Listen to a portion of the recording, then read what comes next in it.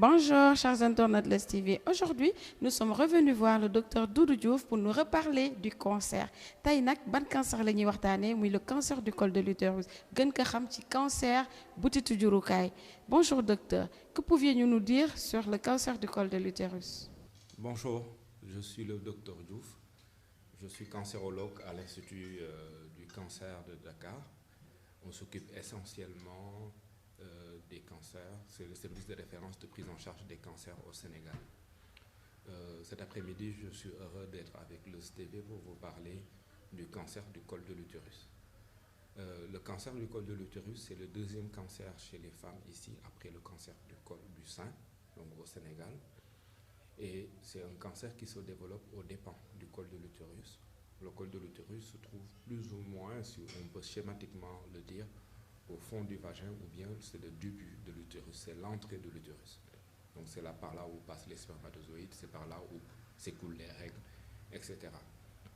Donc ce cancer, je le disais au début, c'est le deuxième cancer après le cancer du sein.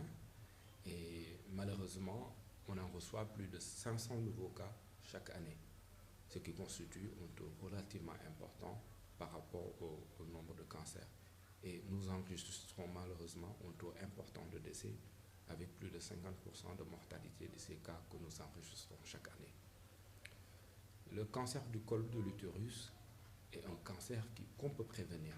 Donc, nous insisterons beaucoup sur la prévention parce que je le dis toujours aux gens, le but c'est pas de faire peur aux gens.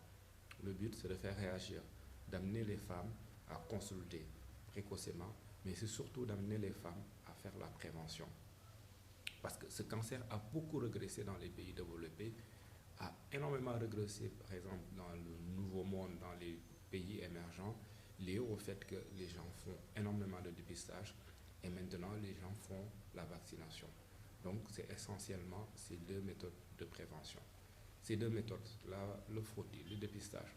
Le frottis, c'est un examen simple qu'on peut faire après le début des rapports sexuels, ce qu'on préconise en général 3 ans après le début des rapports sexuels, à la femme de faire son propre frottis et de faire un frottis chaque année.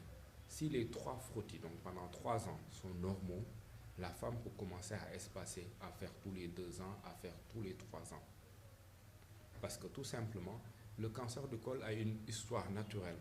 Donc entre la période où la maladie commence, ou en tout cas ce qui est plus ou moins la cause de la maladie, entre dans le corps de la femme et le début de la maladie, ou bien le début vraiment du cancer, il peut s'écouler entre 8 et 15 ans. Donc la femme a largement le temps entre le début des rapports sexuels et le début de la maladie pour commencer à faire des frottis. Et une fois donc que ces 3 frottis sont normaux, le cancer du col peut être prévenu par ce frottis. Donc 3 frottis normaux, ensuite on peut espacer les frottis. Le frottis, c'est un examen, je le disais, qui est simple, qui est reproductible et qui est peu coûteux. On le fait à l'hôpital de Dantec, on le fait dans certains centres de santé comme l'ASBEF et autres. Il est à 5 000 francs, je pense, dans ces structures-là. À l'Institut Pasteur, où ils font un frottis un peu différent, les frottis à couche mince, ce frottis est à 10 000 francs à l'Institut Pasteur. Donc, une fois par année, pendant 3 ans, puis on peut commencer à espacer, à le faire tous les 2 ans, voire tous les 3 ans. Et chaque année, la femme pourra faire des contrôles par rapport à son gynéco ou par rapport à sa sage-femme. Donc ça, c'était le premier moyen de prévention reconnu, validé partout dans le monde. Deuxième moyen de prévention, c'est la vaccination. Depuis des années, il y a la vaccination contre le virus qui est le facteur central de survenue de ce cancer. C'est ce qu'on appelle le virus HPV, Human comme H, papilloma B, V, virus, donc Human Papilloma Virus. Donc c'est ce virus qui est à l'origine de plus de 90% des cancers du col de l'utérus. Donc on peut prévenir le cancer du col avec une très grande efficacité en faisant tout simplement la vaccination. Mais il faut que cette vaccination ait lieu avant les premiers rapports sexuels. C'est pourquoi on vaccine les jeunes femmes. Parce que ce n'est pas un vaccin qui va entraîner un traitement, donc ce n'est pas un vaccin curatif, mais c'est un vaccin qui va permettre, qui va empêcher le virus HPV de pénétrer au fond de la muqueuse du col de l'utérus. Donc c'est pourquoi il faut vacciner les femmes avant qu'elles soient en contact avec le virus. Une fois que le virus a pénétré dans la muqueuse, malheureusement, le vaccin n'est pas très efficace pour ces femmes-là. C'est pourquoi ça ne sert pas à grand-chose de vacciner les femmes qui ont déjà été en contact avec le virus, qui ont déjà eu des rapports sexuels. Parce que ce virus est transmis lors des rapports sexuels. C'est un virus qui est ubiquitaire, qui est un peu partout dans le monde.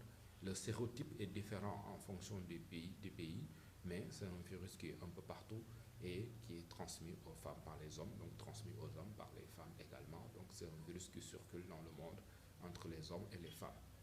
Donc, une fois que la femme a débuté ses rapports sexuels, elle est en contact avec ce virus. Et ce virus va pénétrer dans la muqueuse utérine et pourrait éventuellement entraîner un cancer du col secondairement.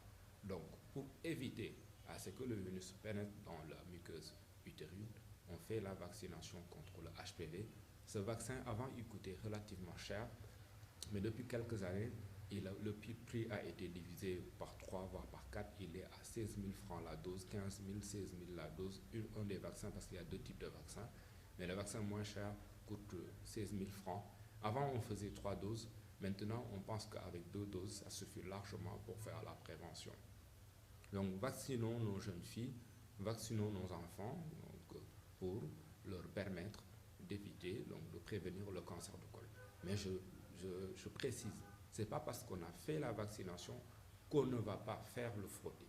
Parce qu'on n'a pas encore de recul suffisant pour pouvoir dire que la vaccination seule suffit. Il faut associer la vaccination.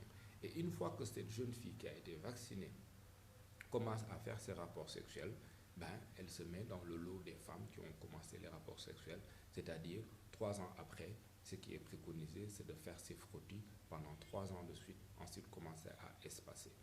Donc voilà 2 moyens efficaces, reconnus partout dans le monde pour faire la prévention du cancer du col de l'utérus, diminuer l'incidence, diminuer le nombre de cas importants et aussi diminuer la mortalité parce que ça a été prouvé, c'est efficace pour diminuer la mortalité. Sinon, d'autres moyens de prévention existent, notamment éviter les vagabondages sexuels, éviter les rapports sexuels précoces, éviter des grossesses trop rapprochées, donc éviter des rapports sexuels non protégés. Donc quelques moyens qui permettent d'éviter les maladies sexuellement transmissibles, notamment liées, qui peuvent entraîner le cancer du col ou bien d'autres maladies sexuellement transmissibles ou bien infections sexuellement transmissibles, notamment le sida et autres. Donc vous voyez que toutes ces choses-là sont imbriquées autour des rapports sexuels, ce qui fait qu'une vie sexuelle saine pourrait permettre de diminuer le nombre de cancers du col de l'utérus. Maintenant, pour le traitement, si on trouve au frottis cervico-vaginal une lésion précancéreuse, la femme peut être traitée efficacement avec juste un traitement en ambulatoire, c'est-à-dire elle vient à l'hôpital le matin, on lui fait une résection de la partie malade du col de l'utérus et elle rentre à la maison le même jour sans avoir beaucoup d'ordonnances à prendre et avoir une efficacité de 100%. Alors que si on attend jusqu'à ce que le cancer du col soit localement avancé, voire métastatique, la femme va avoir des métrorragies, donc va avoir un saignement. Et ce saignement constitue le signe le plus important, en tout cas le plus fréquent, de découverte de ce cancer. Donc si on attend ces saignements, ou bien si on attend des douleurs pour consulter, malheureusement le cancer est tellement avancé qu'on ne peut pas faire juste un traitement local. On est obligé de faire une radiochimiothérapie, une radiothérapie associée à la chimiothérapie, ensuite d'opérer certaines femmes. Tout le monde ne sera pas opéré, mais certaines seront obligées d'être opérées pour pouvoir augmenter les chances de guérison. Donc vous voyez que le traitement d'une lésion précancéreuse est rapide, peu coûteux, avec 100% de réussite, alors qu'une lésion relativement avancée du cancer du col, le traitement est long et cher, avec moins de chances de guérison par rapport à une lésion précancéreuse. Donc encore une fois, il y a un intérêt à faire un frottis, à faire un dépistage des lésions précancéreuses, à les diagnostiquer, à les traiter efficacement pour pouvoir prétendre à la guérison et ne pas arriver à un cancer avancé avec un traitement aléatoire, cher, coûteux, dur et sans pas beaucoup de chances de guérison. Donc c'est vraiment le message que je tenais à dire. Donc le maître mot, c'est prévention, prévention, prévention. Il est possible de faire reculer ce cancer. Il est à la 9e place, voire la 15e place dans certains pays développés, alors que chez nous, en Afrique noire, au Sénégal, il est à la 2e place. Ceci montre que nous ne faisons pas assez de prévention. Donc plus nous en ferons, plus ce cancer va reculer et plus on aura les chances de sauver nos mamans, parce que ce cancer survient en général autour de 45 ans. C'est des femmes qui sont en âge de procréer ou bien qui ont déjà eu des enfants, qui sont en train de travailler, qui ont envie de bénéficier maintenant des sacrifices qu'elles ont eu à faire pendant toute la vie. Et en ce moment, c'est en ce moment-là que ce cancer survient et malheureusement risque de compromettre leur avenir, leur pronostic vital. Donc, prévention, c'est possible. Il est possible de guérir ce cancer, de le prévenir et de ne pas arriver au cancer. Donc, merci beaucoup et on se revoit à la prochaine pour une autre émission de santé. Merci, chers internautes, pour votre attention. J'espère que vous appliquerez les conseils que nous a donnés le docteur Doudou Diouf concernant ce cancer-ci. Chers internautes, bàyyi leen xel bu baax a baax ci le docteur wax. D'ici là, ma di leen jox dig daje seen beneen numéro émission conseil santé. Merci.